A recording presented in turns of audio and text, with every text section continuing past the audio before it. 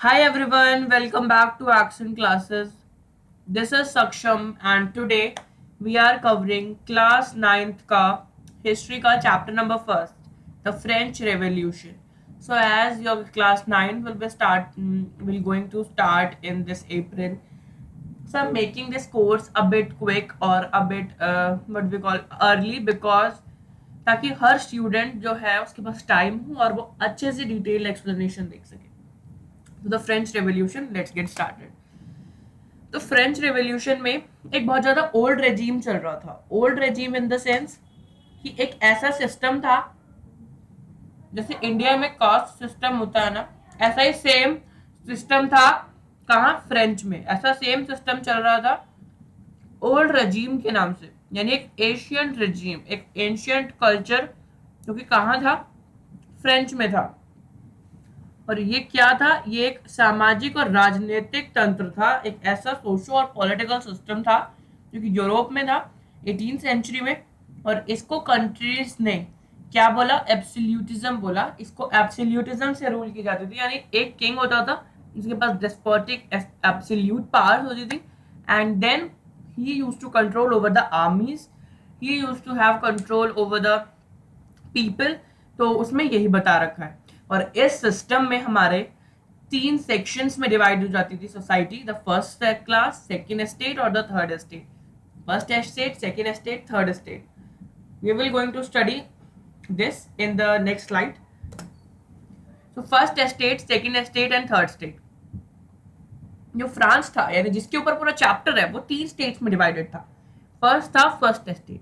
इसमें high ranking members, यानी कि हमारे जैसे पंडित लोग होते हैं ना, प्रीस्ट, जो कि पूजा करते हैं, मौलवी और प्रीस्ट और फादर इन चर्च, तो ये सब जो होते हैं गुरु, ये सब आते थे. अगर हम इंडिया के हिसाब से देखें तो ये सब आते थे फर्स्ट स्टेट में. कौन? यानी चर्च के जो प्रीस्ट होते थे, चर्च के जो क्लर्जी मैन होते थे, वो आते थे फर्स्ट कैटेगरी में, फर्स्ट स्टेट में. सेकंड आता था नोबिलिटी, यानी कि जो कि राजा और राजा के बिलोंगिंग्स होते हैं, यानी कि राजा और राजा के में जो उसका पूरा एक कोर्ट है, उसके मेंबर्स. तो उसके हर एक फैमिली मेंबर सेकंड क्लास में, सेकंड स्टेट में आते थे.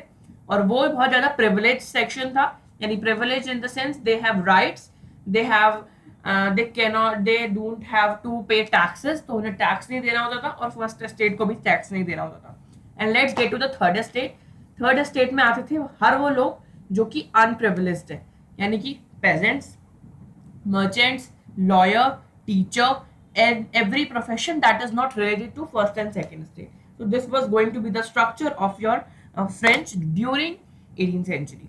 अब हम थर्ड थ्री स्टेट्स को थोड़ा सा सुंदर फॉर्मेट में देखते हैं. मैंने इसको बहुत ही अच्छी तरीके से अरेंज करा है. तो फर्स्ट स्टेट की पॉपुलेशन देखते हैं कितनी थी. फर्स्ट स्टेट की पॉपुलेशन थी थर्ड, वन, टेन, 100,000, 10,000, लाख, यानी 1,30,000. आप सही देख सकते हैं कि कितनी कम पॉपुलेशन है पूरे फ्रांस में फर्स्ट स्टेट की. इनके पास क्या अधिकार था? ये टीथ, यानी एक तरीके का टैक्स कलेक्ट करते थे. किससे? थर्ड स्टेट से. ये सेंसरशिप लगा सकते थे प्रेस पे, यानी अगर कोई भी रिपोर्टर बोलता था कि इस क्लर्जीमैन ने गलत करा है, तो उनके ऊपर वो ठप्पा लगा सकते थे अबॉलिशमेंट का.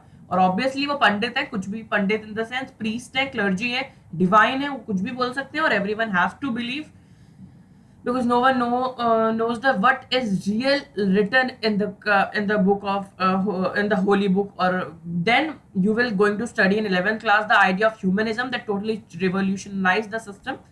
Obviously we are not going to study in this chapter, so let's get forward. ये एजुकेशन कंट्रोल करते थे, बर्थ और डेथ और मैरिजेस पे इनका रिकॉर्ड रहता था. कैथोलिक बिलीव रखते थे. It is kind of practice by monarchs and nobility. And ये 20% ऑफ द लैंड ओन करते थे, यानी इनकी पॉपुलेशन स्ट्रक्चर देखो आप, और इनका लैंड ओन का देखो कि कितना कम लैंड ओन करते हैं ये.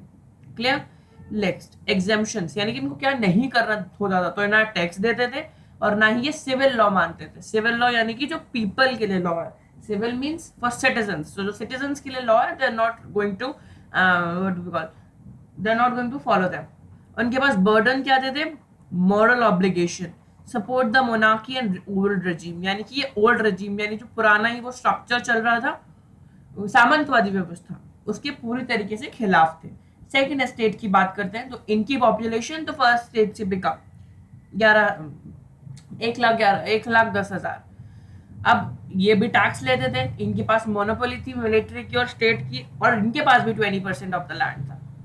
सोचिए तो कितना सारा लैंड तो यही डिवाइडेड है। अब 100 में से 40% चला गया, अब तो बाकी 60% आपने देखा होगा थर्ड स्टेट के पास तो नहीं है।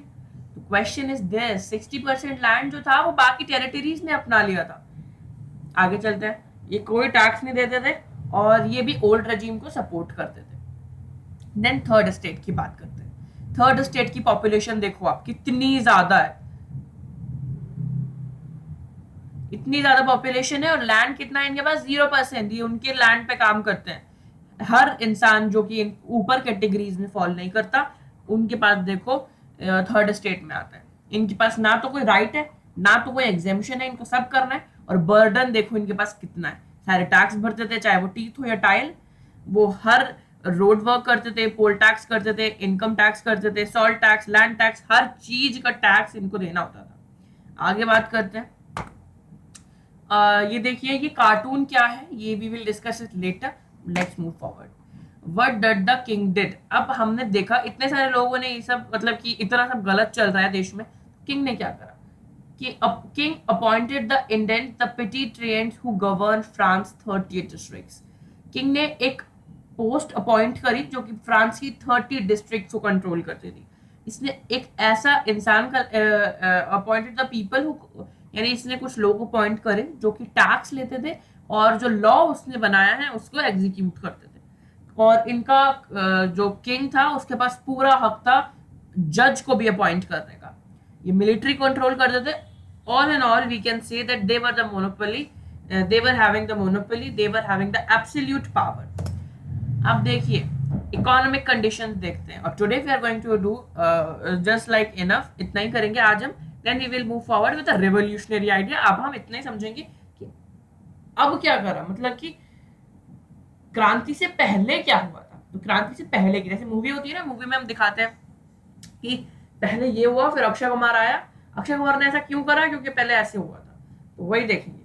तो इकोनॉमिक कंडीशंस देखते हैं। तो फ्रांस की इकोनॉमी जो थी वो थी प्राइमरीली एग्रीकल्चर बेस्ड, और peasants farmer of farm bore the burden of taxation, यानी जो पेजेंट्स थे, जो फार्मर्स थे, उनको इसका बर्डन देना पड़ता था, टैक्स देना पड़ता था। उनकी फसल खराब हो गई, टैक्स दो, उनको कुछ भी हो गया, टैक्स दो। सो इतनी सब आपके संग बेकार बेकार चीजें चल रही हैं। What will you do? You will do a revolution, and that revolution we are going to study in next chapter. Thank you so much. Thank you so much for watching our video. Please do like the session, share it among your friends, and do subscribe to the channel Accent Classes. And we have an offline institute also, so try to visit it. It is located in Delhi. Thank you so much. Bye bye. Like, share and subscribe.